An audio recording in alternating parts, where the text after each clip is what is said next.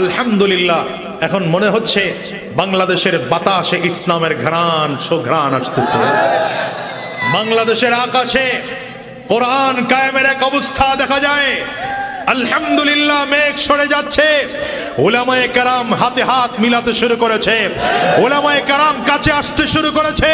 খুব শীঘ্রই ইনশাআল্লাহ উলামায়ে কেরাম এক প্ল্যাটফর্মে দাঁড়াবেন, সেদিন সব একত্রিত হয়ে যাব, ইসলাম কায়েম করব, কোন বাতিলকে জায়গা দেওয়া যাবে না। দুই হাত উঁচা করে বলো একমত কারা কারা। আমি 5 আগস্টের পরে স্লোগান বলেছিলাম, সব নেতার কবর দে, নবীর উম্মত খবর দে। কিন্তু ছাত্র বৈষম্য বিরোধী ছাত্র আন্দোলনের সাথে আমরা রাজনৈতিক কোন নেতা পাই নাই। দেখেছি রাজনৈতিক ব্যক্তিত্ব হিসাবে একজন সশরীরে মাঠে নেমেছিলেন, শাইখুল হাদিস মুফতি সৈয়দ ফায়জুল করিম শায়েখ চরমনায়। ঠিক কিনা করে বলা, কার বুকের জোর কতটুকু তখন বোঝা গিয়েছে। বৈষম্য বিরোধী ছাত্র আন্দোলনের সাথে একাত্মতা ঘোষণা করে লক্ষ জনতার মিছিল নিয়ে ঢাকায়, সেই সময় জালিমের দেওয়া কারফিউ হয়ে গেছে শায়েখ চরমনাই। বাংলাদেশের মানুষ তো ইতিহাস ভুলে যায়, অবদান মনে রাখে না। দুনিয়ার পাগল হয়ে লাভ নাই, দুনিয়ার ক্ষমতার পেছনে দৌড়াইয়ে লাভ নাই, টাকা পয়সার পেছনে দৌড়াইয়ে লাভ নাই, ক্ষমতার পেছনে দৌড়াইয়ে লাভ নাই। পাগল হও তাইলে একজনের পাগল হও, চিল্লায় বলো তিনি কে। এই দুনিয়াটা কয়দিনের বলো, আজ আসি আগামী কালকে দুনিয়ায় বাঁচবো এমন কোনো গ্যারান্টি নাই। বরঞ্চ দুনিয়া আসার সিরিয়াল আছে, বাজার যাওয়ার কোনো সিরিয়াল নাই। এই দুনিয়া আগে দাদা আসে, তারপরে বাবা, তারপরে সন্তান। যাওয়ার সময় এমন হয় দাদা দুনিয়ায় থাকে, নাতি জমিন থেকে বিদায় হয়, বাবা দুনিয়া থাকে, সন্তান জমিন থেকে বিদায় হয়।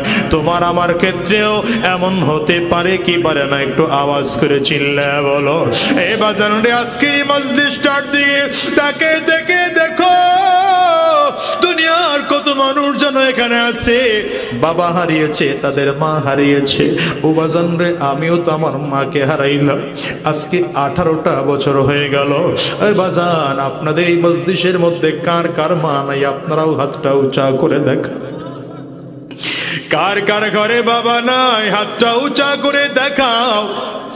হাতগুলো তুলে রাখো, নামায়ও না, হাতগুলো তুলে রাখো। আর চোখের পানিগুলো ফেলে একটু কান্না করো। দেখো তো যুবকেরা আমার তাকায় তাকায় দেখুক মা হারা মানুষদের চোখের পানি কেমন হয়, বাবা হারা মানুষগুলোর চোখ দিয়ে কেমন করে পানি বের হয়। আরে যুবক, এই মানুষগুলো হাত তুলেছে, কারো চোখের কোটায় পানি। আহারে তাকায় দেখো মাহারা মানুষগুলোর দিলের হালাত কেমন। তোমরা বাসায় যে দরজার মধ্যে টোকা লাগাইবা, কারো মা দরজা খুলবে। আমি আজাদি বাসায় গিয়ে দরজার মধ্যে টোকা দিলে আমার মা দরজা খুলবে না। বাজানটা অনুরোধ করে গেলাম, আজকের এই মজলিসটার থেকে ওয়াদা করে বের হও। হায় রে, দুনিয়ায় কয়দিন থাকবো, জমিন থেকে কখন চলে যাব জানি না। যখন জমিন থেকে চলেই যাব, আর হারাম রাস্তায় চলবো না, শয়তানি রাস্তায় চলবো না, গুনাহের পথে চলবো না। আজকের ময়দান থেকে ওয়াদা করে বিদায় হও। এতগুলো মানুষের মধ্যে কার হাত জানি মালিকের কাছে কবুল হয়ে যায়, কার তওবা যেন আল্লাহর কাছে কবুল হয়। আয় আল্লাহ, দুনিয়ার সম্পদের পেছনে আর দৌড়াবো না, টাকার পেছনে দৌড়াবো না, আর ক্ষমতার পেছনে দৌড়াবো না। আয় আল্লাহ, এখন থেকে তোমার গোলাম হয়ে থাকবো। যতদিন এই জমিনের মধ্যে থাকবো, মালিকের গোলামি করব, সম্পর্কটা মালিকের সাথে করব। ও মুসলমান, কারা কারা তৈয়ার আছো? দুইটা হাত উঁচা করে আমার আল্লাহকে দেখাও। আওয়াজ দিয়ে চিৎকার করে জোরে ডাকো আল্লাহ, আরো জোরে ডাকো আল্লাহ। চোখে যদি পানি না আসে, কান্নার ভান ধরে ডাকো না আল্লাহ। দয়ার মালিক,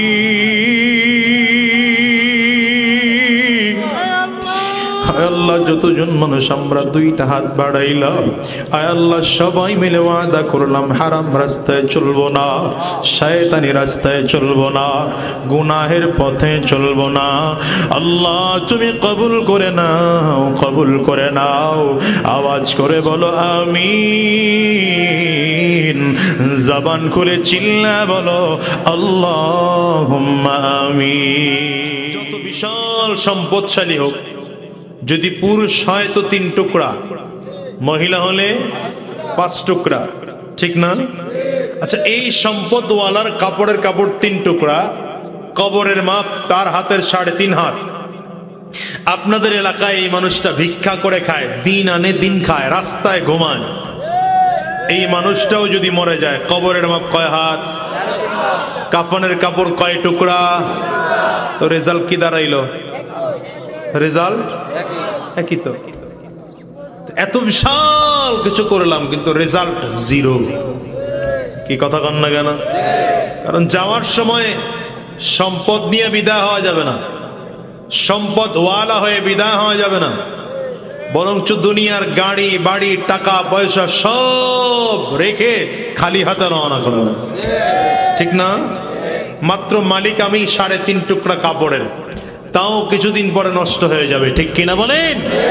3.5 হাত জায়গা পাবি, পাবি না রে বিছানা।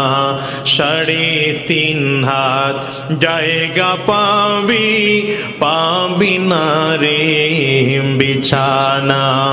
যেতে হবে খালি হাতে, যেতে হবে খালি হাতে, সঙ্গে কিছুই যাবে না। 3.5 হাত জায়গা পাবি, পাবি না রে বিছানা। 3.5 হাত জায়গা পাবি, পাবি না রে বিছানা, ঠিক না? এই তো অবস্থা। দেখেন যারা ক্ষমতার পাগল, এদের রেজাল্ট কি? এদেশে ক্ষমতার পাগল যারা, দেখবেন মেম্বার হইতে পারলে মন চায় চেয়ারম্যান হই, ঠিক না? চেয়ারম্যান হইতে পারলে কি মন চায়? এমপি। আল্লাহ তার এই এমপিও বানায় দিলেন, এখন মন চায় মন্ত্রী। মন্ত্রী হয়ে গেল, এখন কি মন চায়? প্রধানমন্ত্রী হবে। তাও হয়ে গেল, মন এখনো ভরে নাই, মন চায় প্রেসিডেন্ট হব। প্রেসিডেন্ট হওয়ার পরে এখন বাংলাদেশের প্রেসিডেন্ট না, এখন মন চায় যদি বিশ্বের সব থেকে টপ লেভেলের জায়গা আমেরিকার প্রেসিডেন্ট হইতে পারতাম। আল্লাহ তারে বানায় দিলেন, হয়ে গেল। কি বলেন? আজরাইল আসবে না তার কাছে, জান কবজ করবে না, কথা কয় না তো, জান কবজ করবে না, আজরাইল আসবে না। এই লোকটা মারা গেল, ক্ষমতাওয়ালা মারা গেল, কাফনের কাপড় কয় হাত? ওই আগের মতোই তো, কথা কয় না। কবরের মাপ কয় হাত? ওই আগের মতো। কাফনের কাপড় কয় টুকরা? তাহলে লাভ হইল কি?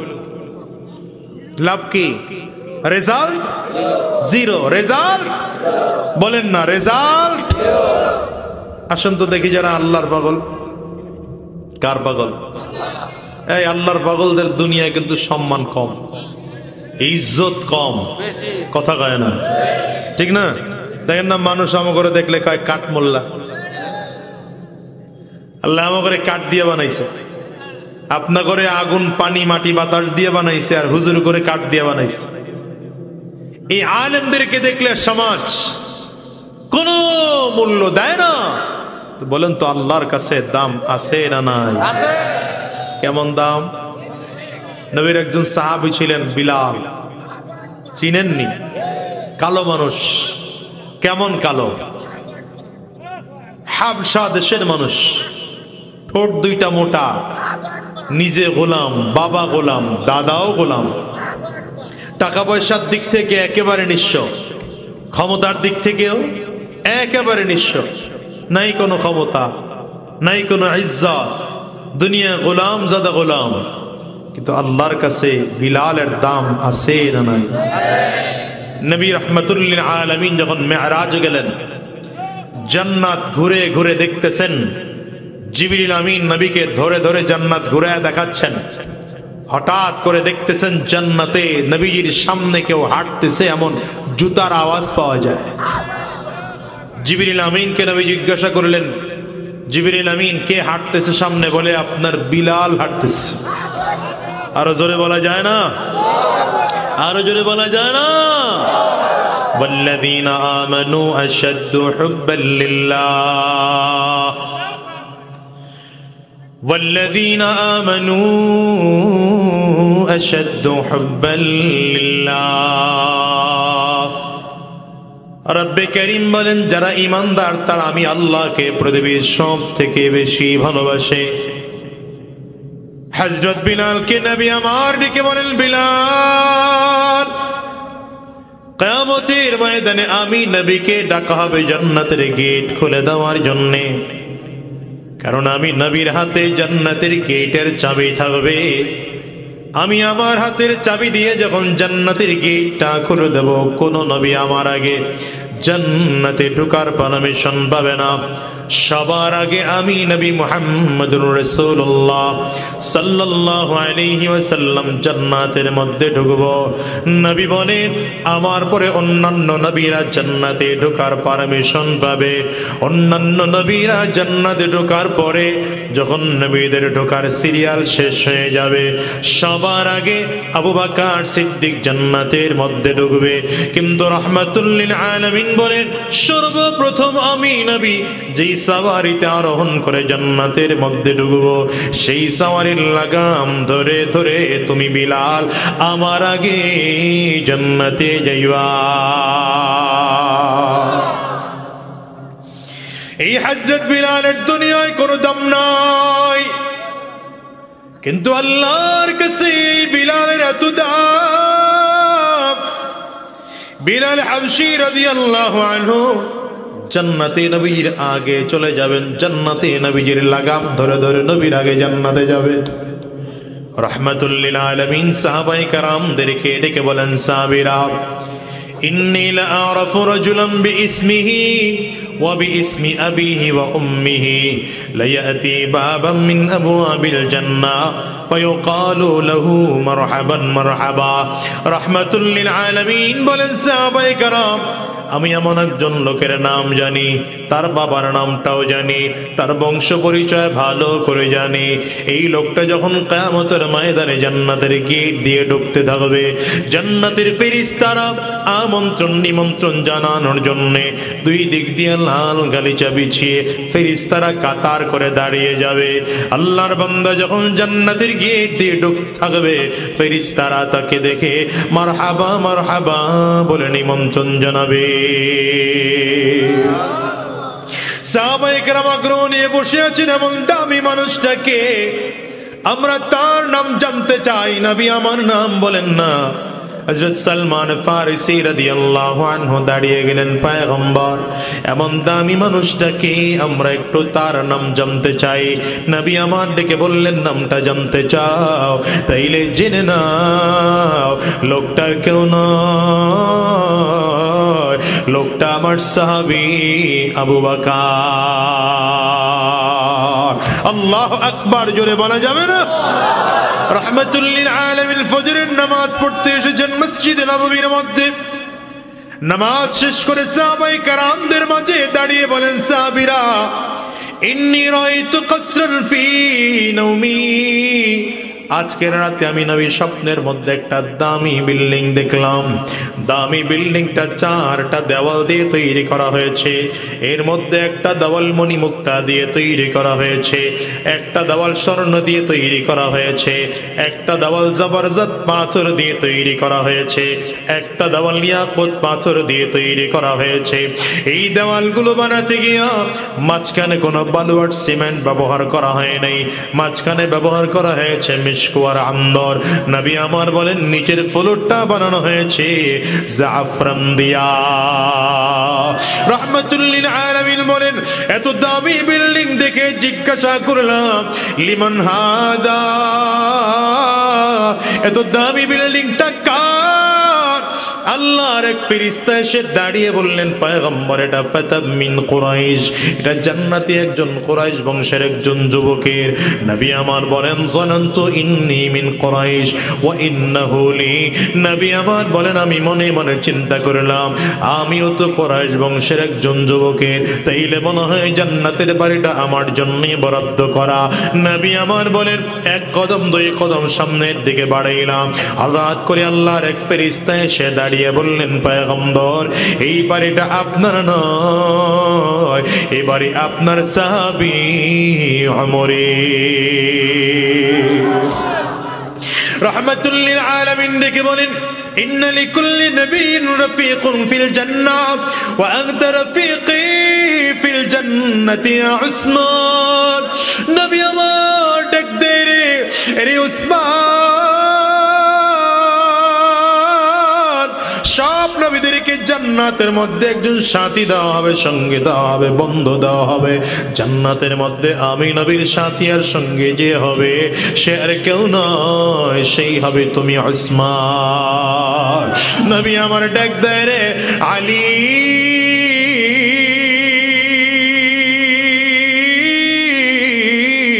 জান্নাতের মধ্যে আমার বাড়িটা যেখানে হবে তোমার বাড়ি আমার নবীর বরাবর সামনে হবে। হযরত আলী রাদিয়াল্লাহু আনহু বলেন, পয়গম্বর আমার বাড়িটা আপনার বাড়ির সামনে হবে না পিছনে হবে, আমার আগে জানার বেশি প্রয়োজন না, আমার জানার সব থেকে বেশি দরকার পয়গম্বর আপ জান্নাতের মধ্যে থাকা অবস্থায় আপনারে চাইলেই দেখা যাবে নি নবী আমার। কারণ দুনিয়ায় থাকতে গিয়া সব থেকে আমার মনটা যখন খারাপ হয় আপনার সুন্দর চেহারাটার দিকে তাকাইলে আমার মনটা ভালো হয়ে যায়। আমি সাহাবায়ে কেরামদের প্রিয় কাজ ছিল আমার নবীজির সুন্দর চেহারার দিকে তাকিয়ে থাকা। এজন্য নবীজির কন্যা ফাতেমা জাহরা রাদিয়াল্লাহু আনহা বলেন, মাঝে মাঝে আমার কলিজার টুকরা হাসান আর হুসাইনের ক্ষুধা লাগতো, ওরা ক্ষুধার কারণে কান্নাকাটি করত, আমি ওদেরকে কোলে করে নিয়ে আমার বাবা বিশ্বনবীর সামনে হাজির করে দিতাম। রাহমাতুল লিল আলামিনের চেহারাটা দেখলেই আমার হাসান আর হুসাইন ক্ষুধার কথা ভুলে যেত। এই জন্য আবু বকর সিদ্দিক বলেন, পয়গম্বর দুনিয়ার মধ্যে আমি আবু বকরের কাছে সব থেকে প্রিয় জিনিস হলো তিনটা, এর মধ্যে এক নম্বর প্রিয় আন-নজরু ইলা ওয়াজহি রাসূলিল্লাহ। পয়গম্বর আপনার সুন্দর চেহারার দিকে তাকায়া থাকা আমি আবু বকরের কাছে প্রিয়। দ্বিতীয় নম্বর প্রিয় ইনফাকু মালি আলা রাসূলিল্লাহ। আবু বকর সিদ্দিক বলেন, পয়গম্বর আমার কাছে দ্বিতীয় নম্বর প্রিয় আমার যত সম্পদ আছে আপনার জন্য খরচ করা আমার কাছে বড় প্রিয়। তিন নম্বর প্রিয় আমার একটা বাচ্চা মেয়ে আছে, আমার বারবার মনটায় চায় আপনি নবীর কাছে আমার মেয়েকে বিয়ে দেব। নবী আমার কোনো কথা বলেন না, হ্যাঁ বলেন না, না বলেন না। হঠাৎ করে জিবরিল আমিন আমার নবীর কাছে এসে হাজির। জিবরিল আমিন আয়েশা রেশমি রুমাল একটা আমার নবীর হাতে ধরায়া দিয়ে বললেন, পয়গম্বর এই রেশমি রুমালটার মধ্যে নাকি একটা মেয়ের ছবি আছে, আল্লাহ তাআলা বলেছে মেয়েটাকে যদি পছন্দ হয় বিয়ের প্রস্তাব আমার আল্লাহ নিজে দিয়ে পাঠাইছে। নবী আমার ডাক দেয়, রে আবু বকর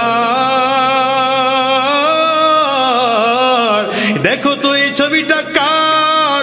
আবু বকর সিদ্দিক বলেন, পয়গম্বর আল্লাহর কসম এই ছবিটাই তো আমার মেয়ের ছবি। নবী আমার ডেকে বললেন, আবু বকর এইবার তোমার মেয়েটা ছোট না বড়, ভালো না মন্দ, সুন্দর না অসুন্দর দেখার কোনো প্রয়োজন নাই, আমি নবী বিয়ে করার জন্য তৈয়ার। আল্লাহু আকবার, চিল্লায় জোরে বলো।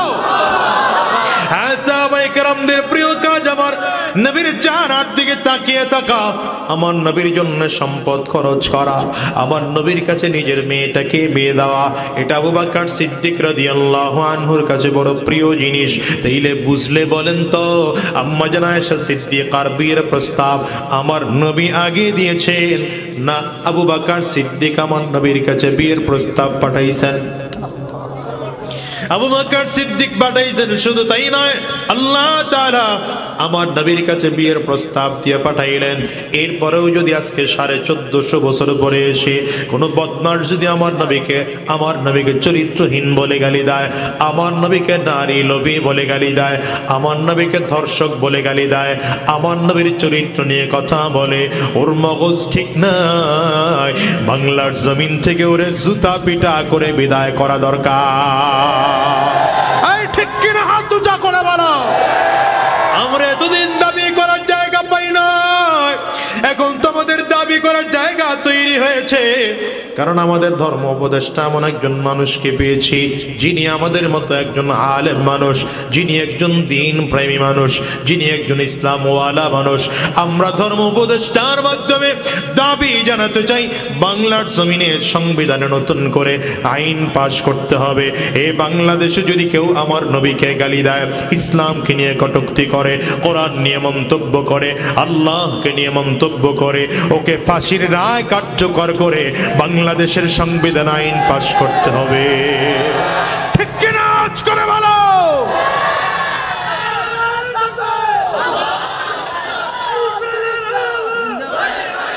দুনিয়ার মুসলমান শোনো, নবীর গালি দেওয়ার একদল লোক এই জমিনে আছে না নাই? আরো জোরে বলো, আছে না নাই? সাবধান, নবীকে গালি দিবা না। কারণ আমরা মুসলমান জাতি, রক্ত দেওয়া জাতি। আমরা নবীর মহাব্বতে রক্ত দিতে পারি, কোরআনের মহাব্বতে রক্ত দিতে পারি। কথা কন না কেন? যতই বড় স্বৈরাচার এ দেশটা দখল করে ফেলুক, আমরা রক্ত দিয়ে স্বৈরাচারকেও বিদায় করতে পারি। ঠিক কিনা? ঠিক না? বারবার রক্ত দেওয়া জাতি আমরা, প্রয়োজনে আবার রক্ত দেব। কি কথা কন না কেন? প্রয়োজনে আবার রক্ত দেব। কারণ আমরা 47 একবার রক্ত দিয়েছি ইংরেজদেরকে দেশ থেকে বিদায় করার জন্য, 71 আবার রক্ত দিয়েছি এদের স্বাধীন করার জন্য, আবার 24 রক্ত দিয়েছি স্বৈরাচার জালিমকে জমিন থেকে বিতাড়িত করার জন্য। প্রয়োজনে বাংলাদেশে উলামায়ে কেরামদের নেতৃত্বে আরেকটা বার ডাক আসবে, আবার ময়দানে নামবো। রক্তের দরকার হলে রক্ত দেব, জীবন দেওয়ার দরকার হলে জীবনটাকেও দেব। তবু বাংলার জমিনে কোরআনের শাসন কায়েম করে ছাড়বো। এই তুই আর কারা কারা, তুই হাত উঁচা করে দেখাও।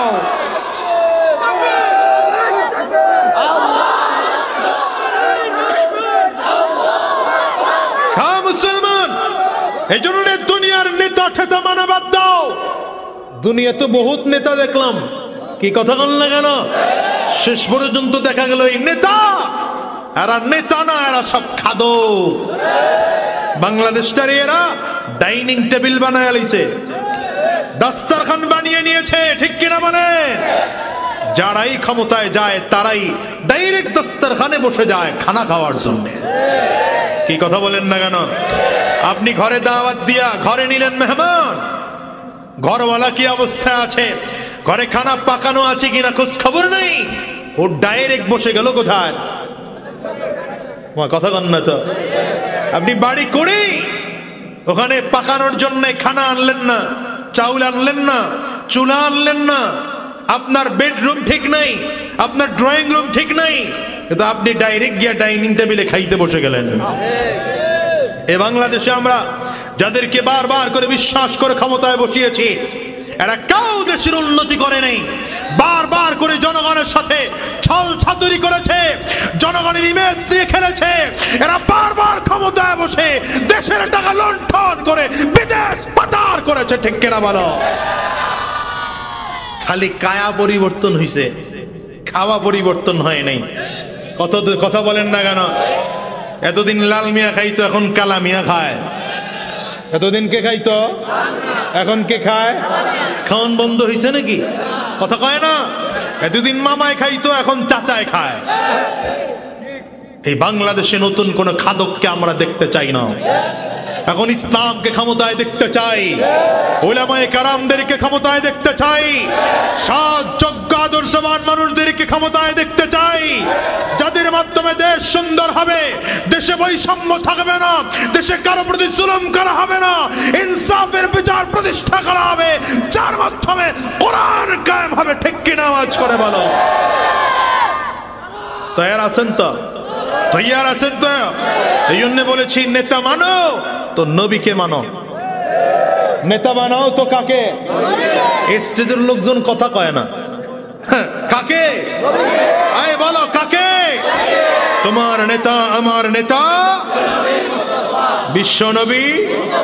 বলেন না তো আপনারা, জোরে ঝামেলা আছে তো। তোমার নেতা আমার নেতা, আমরা সবাই রাসূল সেনা, আমরা সবাই রাসূল সেনা। পারবেননি স্লোগান দিতে? আওয়াজে মনে হয় না পারবেননি। আমি 5 আগস্টের পরে স্লোগান বলেছিলাম, সব নেতার কবর দে, নবীর উম্মত খবর দে। নেতা পাই নাই তো 5 আগস্ট, 4 আগস্ট নেতা খুঁজে পাই নাই, 3 আগস্ট যখন নেমেছিলাম তখনও নেতা খুঁজে পাই নাই। এখন তো ডানে বামে কত নেতা, হ্যাঁ, উপরে নেতা, নিচে নেতা, ডাইনে নেতা, বামে নেতা, সামনে নেতা, পিছনে নেতা, গাছে ঝুলে নেতা, ফেস্টুনে ঝুলে নেতা, ছোট নেতা, বড় নেতা, পাত্তি নেতা, ডুপ্লিকেট নেতা। কথা আসতে বলে তো, হ্যাঁ ঠিক না? ঠিক না? কিন্তু ছাত্র বৈষম্য বিরোধী ছাত্র আন্দোলনের সাথে আমরা রাজনৈতিক কোন নেতা পাই নাই।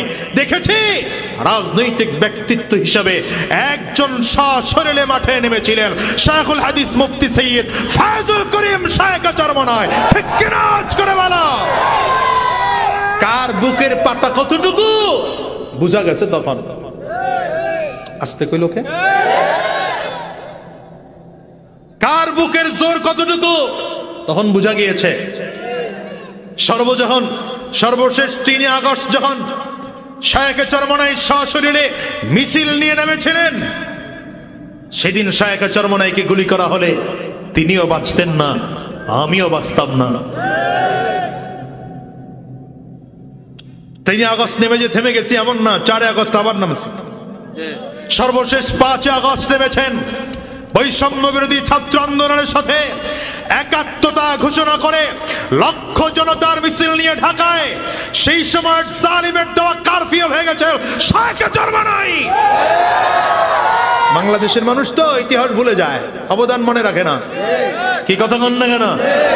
ওই যে ইংরেজদেরকে বিতাড়িত করার জন্য দিল্লির শাহী জামে মসজিদ থেকে, বুখারীর দরস থেকে শাহ ওয়ালিউল্লাহ মুহাদ্দিস দেহলভী রাহমাতুল্লাহি আলাইহি হুঙ্কার দিয়েছিলেন।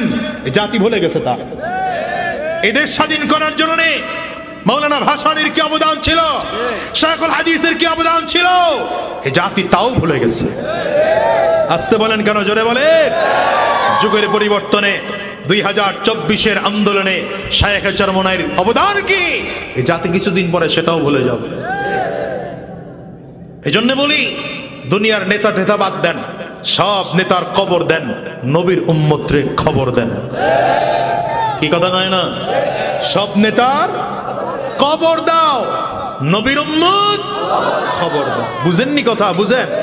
পারবেন স্লোগান দিতে? গলা কাঁপে তো, পারবেন? কাশি দেন, গলা ক্লিয়ার করেন, ভালো করে কাশি দেন, গলা ক্লিয়ার করেন। আজকে স্লোগান শিখায় দেয়া যায় কচুয়ার মুসলমানদের। ইমানের পাওয়ারে জোর কমে গেছে গা, ভেতরে কুফর ঢুকছে, শিরিক ঢুকেছে, বিদআত ঢুকেছে। এটাকে ইমানের প্রসাদ দিয়ে বের করতে হবে। কাশি দেন, গলা ক্লিয়ার করেন, আয় ভালো করে কাশি দেন, ক্লিয়ার করেন। মাশাআল্লাহ। এবার 2 হাত টান টান করে উঁচা করেন, টান টান করে উঁচা করেন। ডানে আর বামে তাকিয়ে দেখেন হাত কে তুলে নাই, হাতটা ধরে তুলে দেন। হ্যাঁ, হাতটা ধরে তুলে দেন, হাতগুলো মুঠ করেন, ঝাঁকি দেন, জোরে সরে ঝাঁকি দেন। শরীরের মধ্যে একটা স্পিড আসুক, দেন ঝাঁকি, হাতগুলো মুঠ করে ঝাঁকি দেন। এরপরে তাকবীর হবে। এবার কণ্ঠের পুরোটা আওয়াজ ছেড়ে দিয়ে একটা তাকবীর হবে। মুসলমান রেডি? হয় না? রেডি? আরো জোরে রেডি? নারে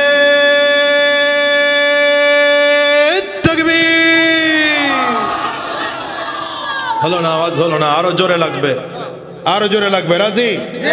জোরে রাজি? নারে তাকবীর, আরো জোরে নারে তাকবীর। তোমার নেতা আমার নেতা বিশ্বনবী মুস্তাফা, আমরা সবাই রাসূল সেনা।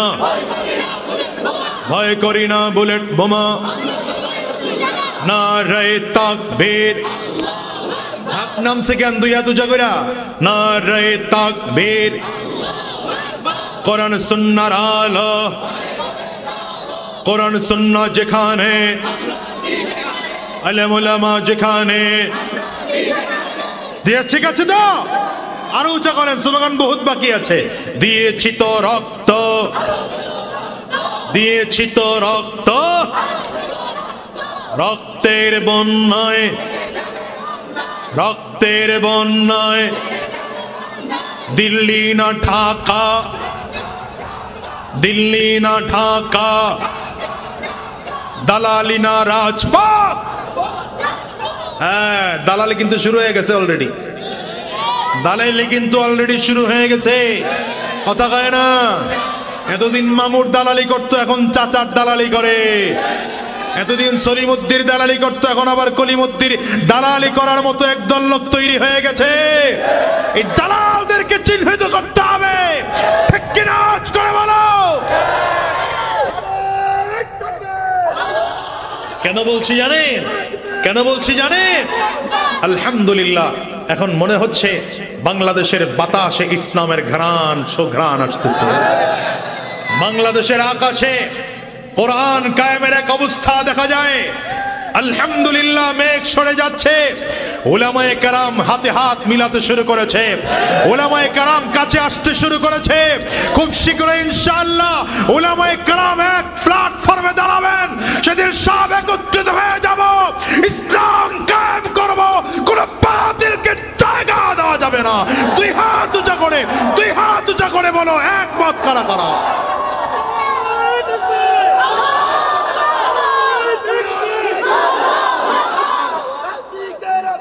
আল্লাহ কবুল করুন।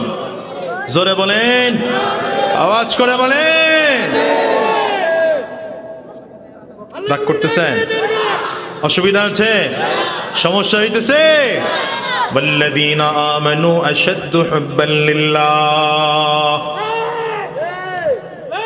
রব্বে কারীম বলেন, ওয়াল্লাযীনা আমানু আশাদ্দু হুব্বান লিল্লাহ। আল্লাহ বলেন, যারা ঈমানদার তারা আমি আল্লাহকে সব থেকে বেশি ভালোবাসে। যারা ঈমানদার তারা আমি মালিককে সব থেকে বেশি ভালোবাসে। দুনিয়ার মুসলমান হিসাব করে দেখেন, আবু বকর সিদ্দিক ইন্তেকালের পরে রেজাল্ট 0 নয় বরং হিরো। ওমর ফারুক রাদিয়াল্লাহু আনহুর ইন্তেকালের পরে রেজাল্ট 0 নয় বরং হিরো। উসমান বিন আফফান, আলী রাদিয়াল্লাহু আনহুর রেজাল্ট ইন্তেকালের পরে 0 নয় হিরো। চিল্লায় বলেন ঠিক কিনা? নবী আমার, হযরত আমার নবীর দিকে তাকিয়ে হযরত বিলাল বলেন, পয়গম্বর আমার বাড়িটা জান্নাতের মধ্যে, আপনার বাড়ির সামনে হবে না পেছনে হবে? জানার বেশি প্রয়োজন না, আমার জানার বেশি দরকার। পয়গম্বর, জান্নাতের মধ্যে আমার বাড়িটা যেখানে হবে, আমি মনটায় চাইলে আপনার সুন্দর দেখা যা চেহারা দেখা যাবে নি। নবী আমার ডাক দেয় রে বিলাল, আমার নবী ডাক দেয় রে আলী, জান্নাতে আমার তোমার বাড়িটা এমন সুন্দর করে সিটিং ফিটিং করে দেওয়া হবে, জানালার পর্দা সরাইবা, দরজার পর্দাগুলো সরাইবা, সরাসরি আমি নবীর চেহারা দেখতে পাইবা। এই ঘাড় ঘুরাইতেছেন যারা, সাবধান। আর একটা কেউ ঘাড় ঘোরাবেন, বয়ান ছেড়ে দিয়ে চলে যাবে। এই বিষয়ে আকাম করতে বই নেই। মন চাহি জিন্দেগি চালাবেন মাহফিলে আইসা, একজন করবেন উঠায় পাঠায় দেবো আপনাকে। 14 বার পিছন দিকে কি, পিছন দিকে কি আপনার লোক কয়জন হয়েছে, আপনার দেখা লাগবে কেন?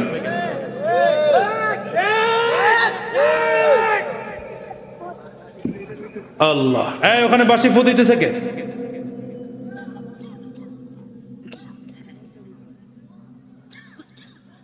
মাহফিল গুলো ইদানিং সার্কাস হয়ে গেছে। লোকজন আসলে বসবে, যে যেখানে আছে বসে যাবে, তার মতো তারে বসাই দিব, শেষ। আল্লাহ, এই জন্যে সাহাবায়ে কেরাম ইন্তেকাল করেছেন, মৃত্যুর পরে তাদের রেজাল্ট 0 না হিরো? দুনিয়ার পাগলদের রেজাল্ট কি দেখলাম? হিরো না 0? তাইলে বলেন এবার পাগল হব কার? আঙ্গুলটা উঁচা করে চিৎকার করে জোরে, আরো জোরে পাগল হব কার? আরো জোরে বলো কার? দুনিয়ার পাগল হয়ে লাভ নাই, কথা কয় না। দুনিয়ার পাগল হয়ে লাভ নাই। দুনিয়ার ক্ষমতার পেছনে দৌড়াইয়ে লাভ নাই, টাকা পয়সার পেছনে দৌড়াইয়ে লাভ নাই, ক্ষমতার পেছনে দৌড়াইয়ে লাভ নাই। পাগল হও তাইলে একজনের পাগল হও, চিল্লায় বলো তিনি কে? আরো জোরে বলো তিনি কে? মালিকের পাগল হলে লাভ কি জানো? সুলতান মাহমুদ গজনবী রহমতুল্লাহ আলাইহি ভারতবর্ষের একজন বড় আলেম ছিলেন, বড় বাদশাহ ছিলেন। তিনি যে একদিকে যেমন বাদশাহ ছিলেন তেমন বড় দিনদার মানুষ ছিলেন।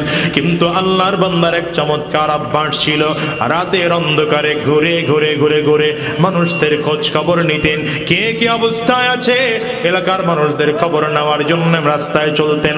একবার রাস্তা দিয়ে হেঁটে যায়, তাকিয়ে দেখে 4 জন লোক রাস্তার, আপনার মতো লোক পারে ডিস্টার্ব করতে?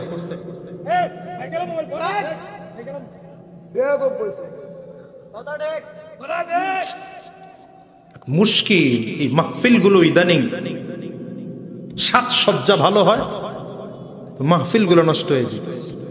মাঝে মাঝে মন চায় বয়ানগিরি ছাইরা দিতে। আজ থেকে বয়ান আমাদের শুরুর জমানায় ওই 2008-এ 7-এ 9-এ যখন বয়ান করতাম তখন এত ভেজালওয়ালা শ্রোতা সামনে থাকতো না। যারা থাকতো তাকাইলেই মনে হতো এরা দিলওয়ালা মানুষ। আর এখন দিলওয়ালা মানুষ পাওয়া যায় না।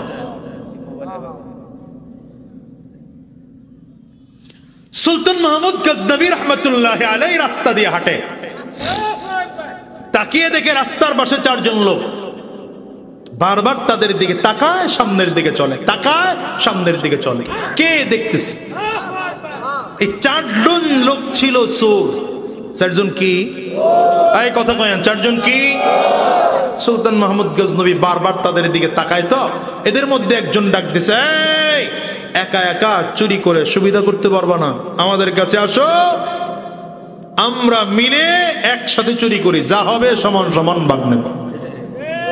4 জন মনে করছে যে এ লোক আসলে চোর না বাদশাহ। বাদশাহ নিজের পরিচয় গোপন করে 4 জনের সামনে দাঁড়ায় বলে, চুরি তো করবো তোমাদের সাথে, তোমাদের যোগ্যতা কি? যোগ্যতা আছে? না থাকলে তো চুরি করে লাভ নাই। 4 জন কয় ভালো যোগ্যতা আছে। একজন দাঁড়ায় বলে, আমার যোগ্যতা হলো আমি রাতের অন্ধকারে কাউকে দেখলে দিনের বেলায় চিনি, এটা আমার চোখের যোগ্যতা। আর একজন বলে, আমার যোগ্যতা হাতের মধ্যে রাতের অন্ধকারেও যদি কোনো তালার সামনে গিয়ে, তালাবদ্ধ দরজার সামনে গিয়ে তালি দিলেই দরজাটা খুলে যায়। বুঝেন নাই? আরেকজন বলে, আমার যোগ্যতা হলো কানে, আমি কুকুরের আওয়াজ দেখলে বুঝি যে কুকুর কি বলতে চায়। এক একজন এক এক যোগ্যতা কয়। আরেকজন বলে, আমার যোগ্যতা হলো নাকের মধ্যে, আমি নাকে ঘেরান নিয়ে বলতে পারি গোডাউনের মধ্যে কি আছে। বাদশা বলে, তাইলে তোমাদের সাথে চুরি করা যায়। 4 জন বড় যোগ্যতা সম্পন্ন চোর, তোমাদের সাথে চুরি করা যায়। 4 জন ডাক দেয়, আমি আমাদের 4 জনের যোগ্যতার কথা শুনলাম, তোমার যোগ্যতা বললা না তো। বাদশা কি যোগ্যতার কথা বলবে? চুরির যোগ্যতা তো নিয়ে আসে নাই। হঠাৎ করে ডেকে বলে, আমার যোগ্যতা কি জানো? আমার যোগ্যতা দাড়ির মধ্যে, আমি যদি দাড়ি সোজা সোজি লাড়া দেই তো ফাঁসি, আসামি ফাঁসি হয়ে যায়। আর যদি ডানে বামে লাড়া দেই ফাঁসির আসামিও মুক্তি পেয়ে যায়। এইটি তোমার দরকার, এইটাই তোমার দরকার। যদি ধরা পড়ে যায় তাইলে অন্তত দাড়ি দিয়ে লাড়া দিয়ে মাপ দিয়ে দেওয়া হবে। বাদশাহ ডেকে বলে, আজকে তাইলে কার বাড়ি চুরি করা যায়, চলো। এবার 5 চোরাই মিলে পরামর্শ করে। 5 জন হয়েছে না? 4 জন আর বাদশাহ তো এখন চোরের কাতারে। 5 চোরাই মিলে পরামর্শ করে, জীবনে বহুত জায়গায় চুরি করলাম, মেম্বারের বাড়ি চুরি করলাম, চেয়ারম্যানের বাড়ি চুরি করলাম, এমপির বাড়ি চুরি করলাম, মন্ত্রীর বাড়ি চুরি করলাম, অনেক জায়গায় চুরি করছি, কাজ হলো না। এবার যদি চুরি করতেই হয় বাদশার বাড়ি চুরি করব। বাদশার বাড়ি চুরি করবো, কোনো অসুবিধা নেই। সুলতান মাহমুদ গজনবী রাহমাতুল্লাহি আলাইহি বলেন, টেনশন করো না, আমিও বাদশার বাড়িতে চিনি। বাদশা আবার সামনে সামনে চলতেছে, পেছনের চারচল চলতেছে। বাদশার বাড়ি দিয়ে যখন যায়, কুকুর আওয়াজ করে উঠছে, যে কুকুরের ভাষা বুঝে একা দাঁড়া। পরিস্থিতি ভালো মনে হয় না। বলে কেন? বলে কুকুর বলতেছে মনে হয় বাদশা আমাদের সাথে আছে। কেমনে বুঝলি? বলে কুকুর বলে বাড়ির লোকজন সাবধান, বাদশা তার মেহমান নিয়ে ঢুকতেছে। বাকি চারজন দিছে ধমক, তা বেটা তোর মাথা খারাপ হয়ে গেছে, এ বেটা তো আসলেও বুঝছে, বেটাই তো আসলেও বুঝছে, কিন্তু বাকি চারজনে ধমক দিয়ে বসাই দিয়েছে। কি বুঝোস বেটা, চুপ থাক। চলে গেছে বাদশার ঘরের মধ্যে, নাকে ঘেরান নিয়ে ওই লোকটা বলে এই গোডাউনের মধ্যে 30 কোটি টাকা আছে। কথা কয় না, যেমন এক প্রজেক্টের নাকের ঘেরান লয়ে 30,000 কোটি টাকা বিদেশ পাচার করছে। আমার কথা কয় না, এরা ফেরেশতা না আমাগো দেশের লোকজনই, বড়জন ছোট জনে না। এক প্রজেক্ট থেকে 30,000 কোটি টাকা খাইছে। আপনি কি মনে করছেন এমনি এমনি ব্যাংক বন্ধ হয় নাকি? বহু কারণ আছে ব্যাংক বন্ধ হওয়ার পেছনে। আজকে ব্যাংকের লেনদেন বন্ধ হয়ে গেল, কারণ হলো স্বৈরাচারের গোষ্ঠীরা এমন খাওয়া খেয়েছে, ব্যাংকের গতি শেষ। 5 কোটি টাকাওয়ালা ব্যাংকের কাছে চেক লয়ে গেলে কয় দেওয়া যাবে, 5,000 টাকা দেওয়া যাবে। কথা কয় জাতির কপালে ঝাড়ুর বাড়ি, কোন দিকে হাঁটছো খবর নাই, খালি এর ক্ষমতায় উঠাও ওর ক্ষমতায় বসাও। লাভ কি মিয়া? এই ক্ষমতাসীন মানুষগুলো ইসলামের সব থেকে বেশি ক্ষতি করেছে, ঠিক কিনা বলো? এরা ইসলামের কোনো উপকার করতে পারে নাই, এই জন্য সব ক্ষমতাওয়ালা বাদ দাও, কোরআনওয়ালাকে ক্ষমতায় বসাও। রাগ করতেছেন? করলে করেন গা, আমি খালি বর্ডার পার হইতে পারলিস। ঘেরানওয়ালা ঘেরান নিয়ে বলে এখানে কে আছে বের করো। ওই যে তালাওয়ালা তালি দেয়, তালা খুলে যায়, বস্তায় ভরতেছে। এখানে অমুক গোডাউনে অমুক মাল আছে, এখানে স্বর্ণ গয়না আছে, এখানে রূপা আছে। বাদশার বাড়ি চুরি, বুঝেন তো কি পরিমাণ? হ্যাঁ, ভাগার সময়ও 22 ব্রিফকেস লয়া ভাগা লাগে। কথা 22টা না 16টা? হ্যাঁ মুসলমান চলে গেল। এবার বাদশার বাড়িতে চুরি কইরা বস্তায় বস্তায় বস্তায় ভরছে। কি কথা কয় না? সব বস্তায় ভরলো তো ভালো কথা, বস্তায় ভরে ভরে রাত্র গভীর হয়ে গেল। চিন্তা করে এত গভীর রাত হইছে, তাইলে এত গভীর রাতে কষ্ট করে চুরি করলাম, একটুখানি বিশ্রাম করে। একজন দাঁড়ায় বলে দেখ বাদশার কত সুন্দর বিছানা, এই বিছানা জীবনে কোনোদিন চুরি করে বানাইতে পারবো না। বাদশার বিছানায় অল্প সময়ের জন্য একটু ঘুমায় বিশ্রাম নিলে শেষ রাতে উঠে বাসায় চলে যাব। বাদশাহ মনে মনে চিন্তা করে এটাই তো চাইছিলাম। কথা কয় না। 4 চড়াই ঘুমিয়ে পড়েছে। 4 জন চড়াই যদিও ঘুমায়, একজন ঘুমায় না। তিনি বাদশাহ চিন্তা করে আজকে যদি ঘুমায় তাইলে আমার সব শেষ হয়ে যাবে।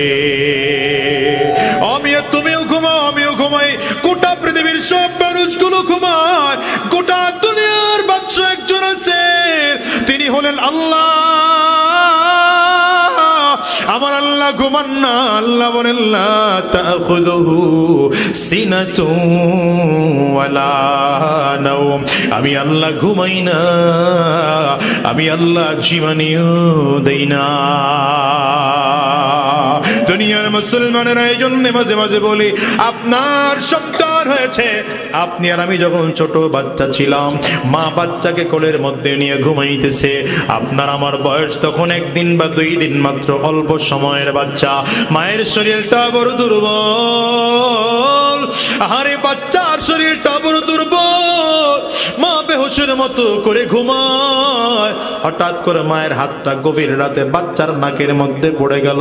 বাজান এমন হয় কি হয় না? একটু আওয়াজ করে বলেন। ও মুসলমান রে, এই বাচ্চা হামাকের উপরে যখন মায়ের হাতটা পড়ে গেল, বাচ্চা মাকে যে বলবে মা হাতটা একটু সরাও, এই ক্ষমতাও বাচ্চার নাই। নিজে সরে যাবে এই ক্ষমতাটাও বাচ্চার নাই। মায়ের হাতটা নিজের হাত দিয়ে সরিয়ে দেবে এই ক্ষমতাও বাচ্চার নাই। রাব্বে কারীম কইরে গোলাম, গোটা দুনিয়ার মানুষগুলো সব শুধু ঘুমায়।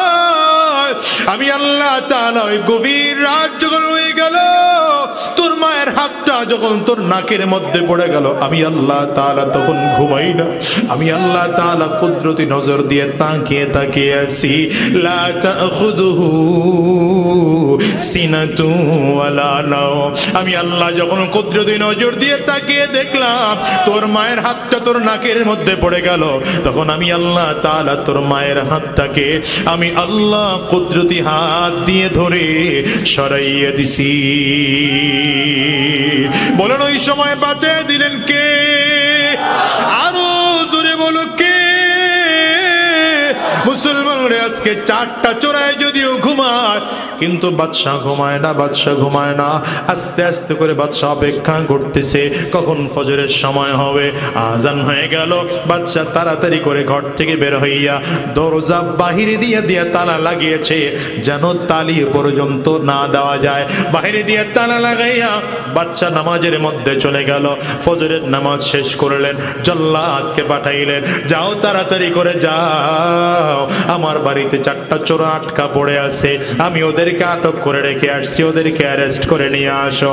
আসলো আইন শৃঙ্খলার লোকজনগুলো এসে চার চোরের হাতের মধ্যে হ্যান্ডকাপ পড়াইয়া আসামির কাঠ গড়ায় নিয়ে দাঁড় করিয়েছে।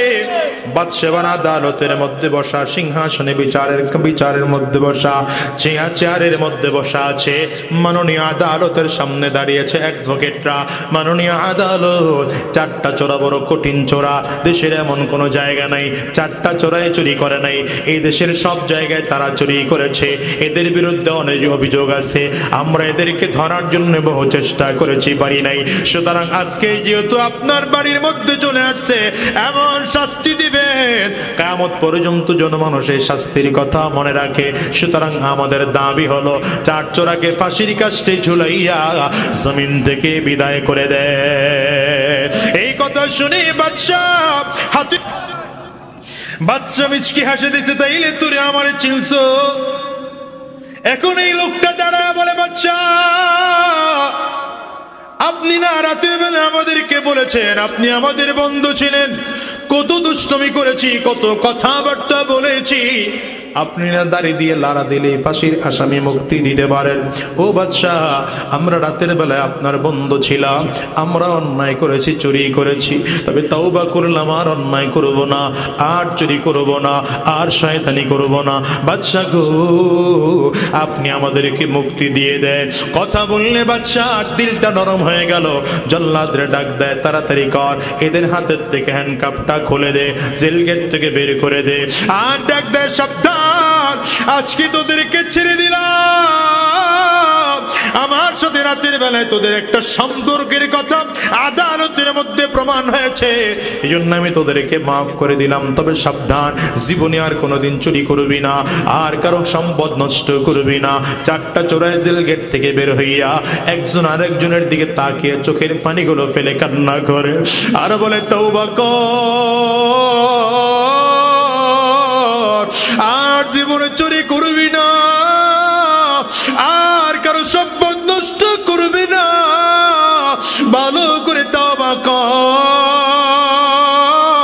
আজকের দুনিয়ার আদালতের মধ্যে বাদশার আদালতে বাদশার সাথে আমাদের একটা পরিচয় আছে, কথাটা প্রমাণিত হওয়ার কারণে যদি দুনিয়ার আদালতে ফাঁসির আসামির থেকে ক্ষমা পাইতে পারো, যদি সম্পর্ক আমার এখন থেকে মালিকের সাথে তৈয়ার করতে পারো, কিয়ামতের ময়দানে যদি জাহান্নামের আসামি হয়ে যাও, আর আমার আল্লাহ তাআলার সাথে তোমার আমার সম্পর্কটা যদি নবীদের সামনে প্রমাণ হয়ে যায়, ফেরেশতাদের সামনে প্রমাণ হয়ে যায়, ইমানদারদের সামনে যদি প্রমাণ হয়ে যায়, আমার আল্লাহ সেদিন আর তোমাকে আমাকে জাহান্নামে দিবে না আমার মালিক, তোমাকে আমাকে জান্নাতে সেদিন দিয়ে দিবে। ও দুনিয়ার মুসলমানেরা, আমিও তোমাদেরকে বলে যাই, শোনো, এই দুনিয়াটা কয়দিনের বলো? আজ আসি আগামী কালকে দুনিয়ায় বাঁচবো এমন কোনো গ্যারান্টি নাই, বরঞ্চ দুনিয়া আসার সিরিয়াল আছে, বাজার যাওয়ার কোনো সিরিয়াল নাই। এই দুনিয়া আগে দাদা আসে, তারপরে বাবা, তারপরে সন্তান। যাওয়ার সময় এমন হয় দাদা দুনিয়ায় থাকে, নাতি জমিন থেকে বিদায় হয়, বাবা দুনিয়া থাকে, সন্তান জমিন থেকে বিদায় হয়। তোমার আমার ক্ষেত্রেও এমন হতে পারে কি পারে না? একটু আওয়াজ করে চিল্লায় বলো। এই বাজারে আজকের মজলিসটার দিকে তাকে দেখে দেখো, দুনিয়ার কত মানুষ যেন এখানে আছে, বাবা হারিয়েছে, তাদের মা হারিয়েছে। ও বাজান রে, আমিও তো আমার মাকে হারাইলাম, আজকে 18টা বছর হয়ে গেল। এই বাজান, আপনাদের এই মজলিসের মধ্যে কার কার মা নাই? আপনারাও হাতটা উঁচা করে দেখা। কার কার ঘরে বাবা নাই? হাতটা উঁচা করে দেখাও। হাতগুলো তুলে রাখো, নামায়ও না, হাতগুলো তুলে রাখো। আর চোখের পানিগুলো ফেলে একটু কান্না করো। দেখো তো যুবকেরা আমার তাকায় তাকায় দেখুক, মা হারা মানুষদের চোখের পানি কেমন হয়, বাবা হারা মানুষগুলোর চোখ দিয়ে কেমন করে পানি বের হয়। আরে যুবক, এই মানুষগুলো হাত তুলেছে, কারো চোখের কোটায় পানি। আহারে তাকায় দেখো মাহারা মানুষগুলোর দিলের হালাত কেমন। তোমরা বাসায় যে দরজার মধ্যে টোকা লাগাইবা, কারণ মা দরজা খুলবে। আমি আজাদি বাসায় গিয়ে দরজার মধ্যে টোকা দিলে আমার মা দরজা খুলবে না। বাজানটা অনুরোধ করে গেলাম, আজকের এই মজলিসটার থেকে ওয়াদা করে বের হও। হায়রে, দুনিয়ায় কয়দিন থাকবো? জমিন থেকে কখন চলে যাব জানি না। যখন জমিন থেকে চলেই যাব, আর হারাম রাস্তায় চলবো না, শয়তানি রাস্তায় চলবো না, গুনাহের পথে চলবো না। আজকের ময়দান থেকে ওয়াদা করে বিদায় হও। এতগুলো মানুষের মধ্যে কার হাত জানি মালিকের কাছে কবুল হয়ে যায়, কার তওবা যেন আল্লাহর কাছে কবুল হয়। আয় আল্লাহ, দুনিয়ার সম্পদের পেছনে আর দৌড়াবো না, টাকার পেছনে দৌড়াবো না, আর ক্ষমতার পেছনে দৌড়াবো না। আয় আল্লাহ, এখন থেকে তোমার গোলাম হয়ে থাকবো। যতদিন এই জমিনের মধ্যে থাকবো, মালিকের গোলামি করব, সম্পর্কটা মালিকের সাথে করব। ও মুসলমান, কারা কারা তৈয়ার আছো? দুইটা হাত উঁচা করে আমার আল্লাহকে দেখাও। আওয়াজ দিয়ে চিৎকার করে জোরে ডাকো আল্লাহ, আরো জোরে ডাকো আল্লাহ। চোখে যদি পানি না আসে, কান্নার বান ধরে ডাকো না আল্লাহ। দয়ার মালিক,